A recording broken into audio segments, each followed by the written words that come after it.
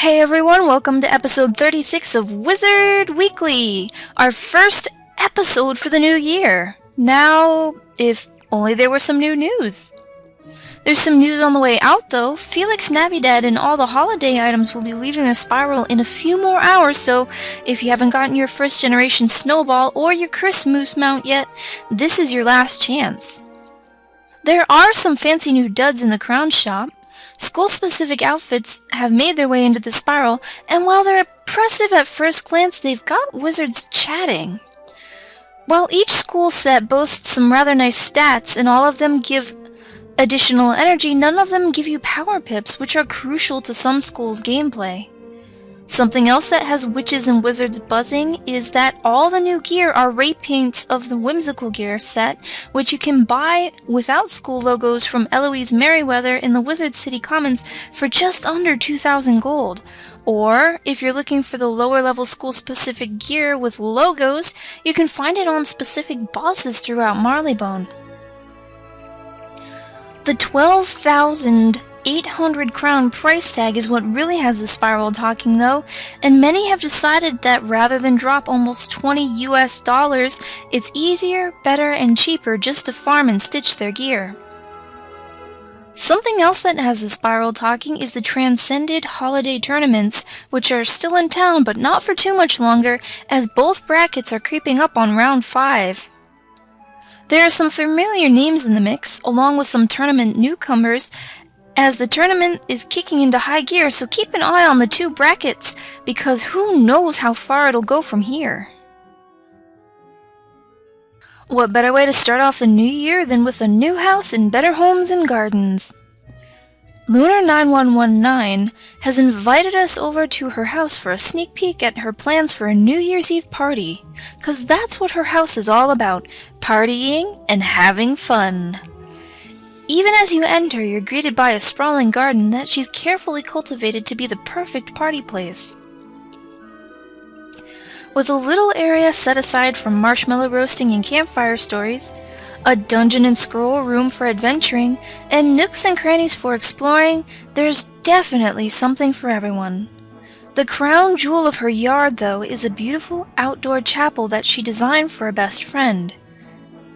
She's held several weddings there since then, under the gentle glow of the mystical floating candles amongst the trees. Inside is where the real magic happens, though.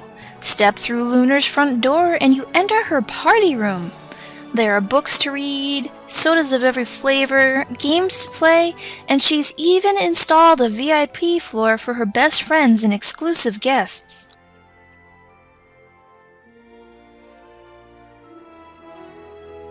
Down the stairs is an extension of her party room that's a little quieter for those who just need to catch a breath of fresh air or get away from the excitement a bit to watch the fishies.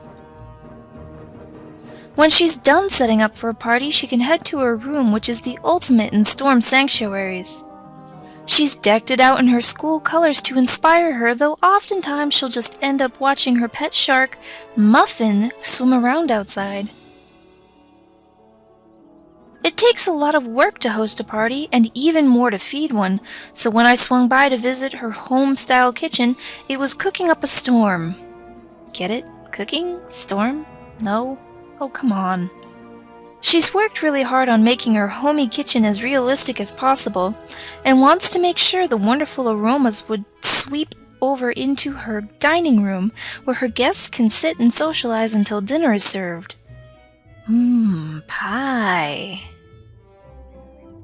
Sometimes even the ultimate party hostess needs a little time to herself, and when the day is finally over and her guests have departed, she'll leave for her private study, which boasts books from around the spiral that she can curl up with and relax. Lunar loves her storm house so very much that she didn't need to create a giant floating heart for you to be able to see it. The work she's put into her home to make it a perfect party paradise is evident in everything she's done. Just a quick shout out to Daniel Battlefist, an angel who won the 2011 December Dorm Room Dash Easy and Hard Mode Finals. I just want to send a thanks out to all our contestants who entered their dorms in the competition as well. I loved them all, and I can't wait to see what you guys cook up for next year. Another quick note before we move on to letters from the spiral is that I will be closing the Better Homes and Gardens thread for this month tonight. I was supposed to do it last week, but it was the holidays and I was a little distracted. Pretty shiny things, So I tossed an extra week in there. The thread will be closing tonight at 1:00 to midnight Eastern Standard Time, and I'll be opening the thread for February immediately, so if you don't make it by the deadline tonight, you can always enter next month's. After our tour of Lunar's party-centric house, I think this question from Miranda Iceglade is a good one to start off with. Will Wizard Weekly be holding any parties or contests again anytime soon? I love contests and I love holding them. I love competing in them, so there will definitely be contests. I'm not going to say when or how often, but there will definitely be contests in the Wizard Weekly future. Parties, on the other hand, I'm on the fence about. Don't get me wrong, I love parties. The thing is that, I'd want everyone to be able to be there, and maybe you guys remember what happened during Wizard Central's last birthday, or maybe you don't, but I planned a little get-together to celebrate their birthday on the Scarecrow Realm, and I was going to record people I expected a few dozen to show up, right? Lo and behold, we filled 13 areas within the Scarecrow Realm, and it was so absolutely full that people couldn't get there. I felt pretty terrible about that, and afterwards I felt even worse because I found out that Mercenaries for Hire was doing something that day, and they got totally squashed off of that server. Back to the point though, 13 areas full of people showed up, and I have no idea how many people an area can hold, but, I'd assume it's at least 100, so we may well have had thousands of wizards on that day, in Scarecrow Realm. For me to throw a party where everyone was invited, I'd have to come up with a space that, be able to hold all those wizards without destroying an entire realm, and I'm not that creative. For the greater good, at least for now, I think Wizard Weekly will remain partyless. I'm sorry, folks. I'm not the only one craving party food now, as Dude Wiz has returned with a question about confections. Since the cookies and milk were made, will King's Isle make more edible food for us to put in our houses or dorms to eat? I was kind of excited about the milk and cookies thing, not because I'm the president of Junk Food Junkies Anonymous, but because it does something that we haven't seen anything else do yet, which is stay eaten until you leave the room. We've had other items that go through different states, like the gong for instance. When it's at rest it's in state 1, and while it's active it's in state 2, but then it always goes back to being at rest in state 1, so we can use it over and over again. The same thing goes for the violin, state 1, state 2, state 1. At rest, in use, at rest. The thing that's cool about the milk and cookies is that they stay in state 2. They remain eaten until you leave your house, dorm room, yard, wherever you left them, and you have to come back.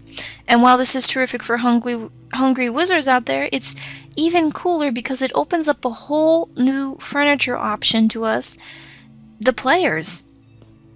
The second state furniture is what I'm going to call this stuff. It could be used to turn a whole bunch of things on and off, like water features, lamps. It could be used to open doors, literally. I mean, there's a ton of other items out there that you could apply this to. The second state furniture could even be applied to chairs and beds to allow us to sit on them, even though I don't think it's going to happen because there's some pretty imaginative people out there and someone's going to do something nasty with poses like that and they'll have to take it out of the game, but it does open up a whole new world of furniture fun to us, and I think King's Isle realizes this and they'll continue to play with it because having homes with stuff like that, it's even if it's a tiny bit more interactive, it has the potential to be really, really fun. Our last letter comes in from Soulhammer, who hopes to nail the problem of gifting requests on the head with his question. Do you think King's Isle should only restrict gifting to true friend code friends? No. While gifting requests has been quite the problem, and spam in the commons is crazy around this time of year, I think King's Isle would be cutting off their nose to spite their face if they were to limit gifting to true friends only. It'd have a larger impact on the players in King's Isle, though, because there are wizards out there that, you want to be friends with. They're terrific people and you love them, but you don't really want to go that extra step to become true friends with them, and you'd be out of luck if you really wanted to help them out, or if you wanted to give them something for the holidays, if gifting were made true friends only. It would also be unfair to wizards who don't have open chat because they couldn't become true friends. They can't type letters and numbers in there like that. King's Isle would also be choking off a huge Crown's income because there'd be a great deal of there's a great deal of gifting going on, especially around this time of year.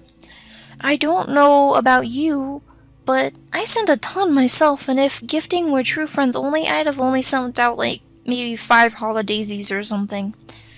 While it would be a solution to the gift requests, I think it'd be easier on King's Isle and their player base if they just okayed reporting for spamming or demanding something. It's so much easier.